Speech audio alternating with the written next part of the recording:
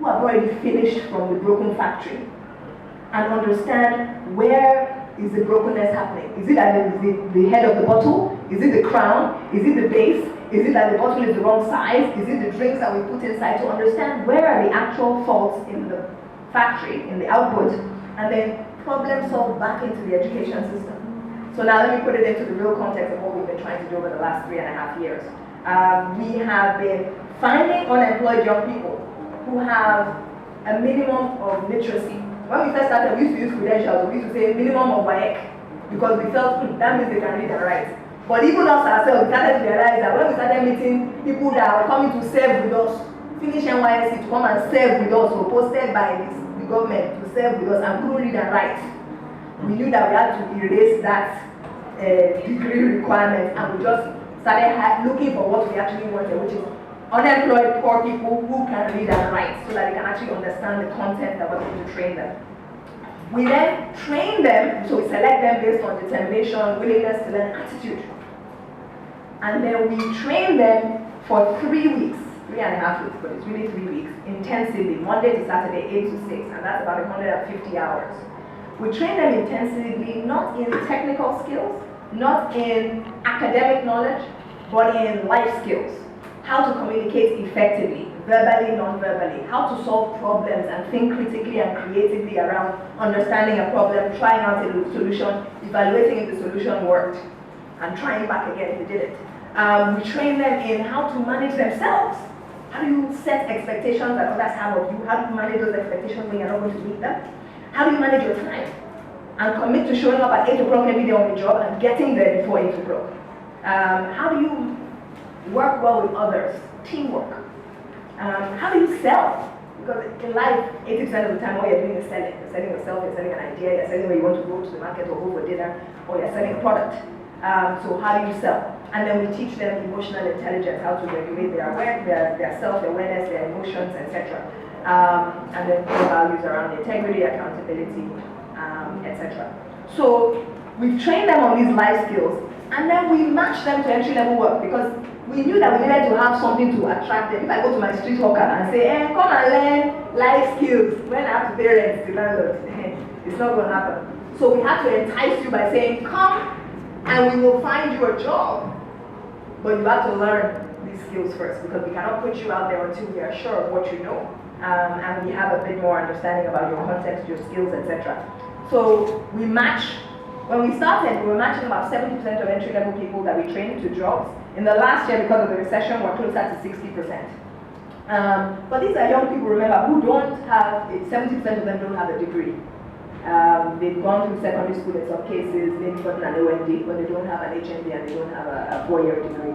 So just adding these life skills, not academics, not technical skills, we'll do a few hours of technical skills, so digital literacy, we'll do some culinary training, etc. But just training them in these soft skills, we're able to go from most of them not being employed and living on less than 15,000 naira a month to 60% of them being employed through us. Another 10 to 20% go on and find jobs on their own or going back into self-employment because a lot of them come and they've been a micro-entrepreneur, they've been hustling on the street, they've been doing something. So some go back into other self-employment. But the most exciting thing for us is seeing that average starting salary coming out of our program is now 35,000. So you've gone from living on 15,000 naira a month to 35,000 naira a month. Last year we did a survey of our alumni, 438 of our alumni who had finished our program at least a year ago. And we found that those who had finished the program 2 years out were now earning 64,000 naira a month. Both those who were employed and those who were self-employed.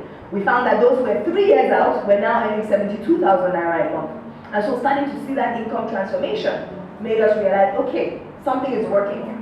So back to the main problem that we were trying to solve when we started and went on this very narrow, specific track of screening young people, training them and matching them to jobs. The bigger problem here is that the education to employment system is broken. Why is it broken? Schools are not delivering on the promise that they set out, that education is meant to set out, which is self-actualization and the usefulness to yourself and society. You can even say, forget self-actualization in a country like this where we just actually want usefulness. Even if you're just promising me, I will be useful to myself and useful to society. I will even be okay. I don't even have to discover my life and myself and self-determination and all of that. So even if we just say that as a very basic functional motive or objective of the education system, it's not delivering on that. Instead, it's giving people credentials. That's why you and I meet young people who say they have WAEC and they cannot read and write. And we meet graduates from universities who struggle to communicate in a sentence without grammatical errors, etc. So we know that it's churning out credentials, but it's not giving people the competencies required. Why is it doing that? Because the demand side, so that's the supply side, we are here to supply young people to the world, right, as an educational institution, as a system. The demand side is demanding what? When you look at any job description that you see on Jobaman, that you see in any email you get, what are the first 2 bullet points on a job description that you see? On the job advertising, if anybody can tell me, the first 2 bullet points you will always see. Degree, a credential. Second, age, another second. Years of experience. Thank you. So those are the 2 things you can guarantee you will see as the top 2 bullet points in any job description. So if I'm a supplier and I'm looking at what the market is demanding, all they're demanding is degree, sheet of paper, and years of work experience, which is not my balaba. So all I'm going to go and sell as a factory, as somebody back in the factory, is just a degree. I'm going to just keep giving you degree. Take degree now, take your wire, take this, and I'm not actually delivering on competencies, which is really what employers are looking for. It's just that they don't know how to screen for it. So when you put a job advert on Jobaman, you don't want to have to meet all the 1,000 people that apply. So the easiest thing for you to do is just to look at all the cities in Ghana must go back and pick the top 10 that went to UNILAG and above, that got first class or 2-1 and above, and everybody else dump it. So that becomes your screening mechanism. When you've now invited those people to your interview, that's when you now start interviewing them for, oh, can you solve problems? Can you work well with others? What's your IQ? Do you know how to type? All the things that you are actually looking for. And so the system continues in this vicious cycle of, I'm just going to give you a credential for X amount of money. I'm not going to train you in competence if you have an understanding of that. You're going to go into the market, drop your credential in front of them, get selected to the interview, and then when you get there in the interview, good luck to you. If you don't know it, you don't know it. If you know it, good luck, but I've done my own. And so we are trying to rewire the entire system to make sure that it's focused on competencies over credentials. And it's mind-blowing. I mean, I still had a conversation with an employer today who's trying to set up an airline and wants air hostesses and cabin crews that will smile at you and give you your gala on the plane. And she still insists that they must have a degree. And I told her, I said, don't worry, we'll work together. But over the course of our relationship, you will start to see that the people that will secretly send you who don't have a degree, you will start to notice that they're actually even better sometimes than the ones who do have a degree. And so that's really what we're trying to do. Rewire the system by teaching employers, giving them an alternative to hire for what they really want, which is competencies, rather than credentials, and making it as simple as them picking up the top 10 CVs from the Ghana Must Go bag that have a degree, etc. So I need to develop, or we need to develop something that is just as simple for employers to hire for what they really want.